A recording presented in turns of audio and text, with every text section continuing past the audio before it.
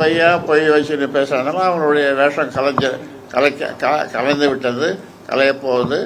அது பொய் சொன்னவங்க ஐயோ பொய் சொல்லிட்டோமேன்னு ஏங்க போறாங்க. அந்த அளவுக்கு வேலை நடந்துட்டு இருக்கு. ஏன்னா உண்மையான 46 வருஷமா ஓய்வின்றி உழைச்சிட்டு வரேன் நான். ஆனால் இன்னைக்கு சில ஒரு கும்பல் பாட்டாளி மக்கள் கட்சி அப்படின்னு சொல்லிட்டு போயிட்டு இருக்காங்க. அவங்களுடைய வேஷம் நிச்சயமாக கலைஞரும் கலைக்கப்படும். நீங்கள் பார்த்தீங்க, நேற்றும் பார்த்தீங்க, இன்னைக்கும் பார்த்தீங்க.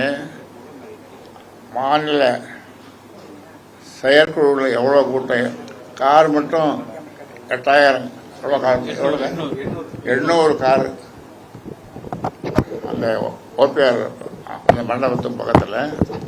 பொதுக்குழுவில் 7000 8000 பேர் பொதுக்குழுவில்.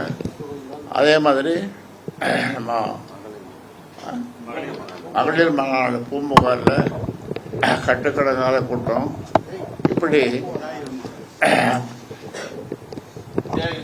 பாட்டாளி மக்கள் கட்சி வன்னியர் சங்கம் அப்படின்னு சொன்னால் அது நாங்கள் தான் சொல்கிறதுக்கே வெக்கமாக இருக்குது.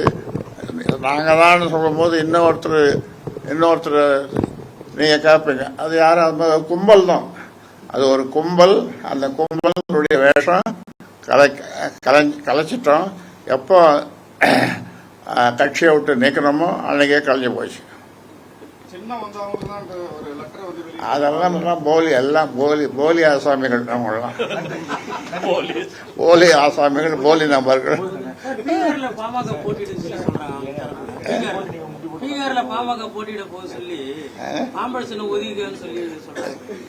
இதில் கூட போட்டியிடுறாங்க. அதாவது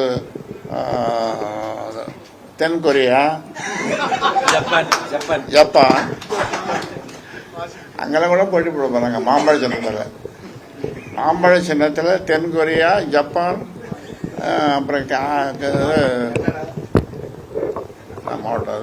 நாடு மொரீஷியஸ் தீவில் கூட போட்டியிட போறாங்க.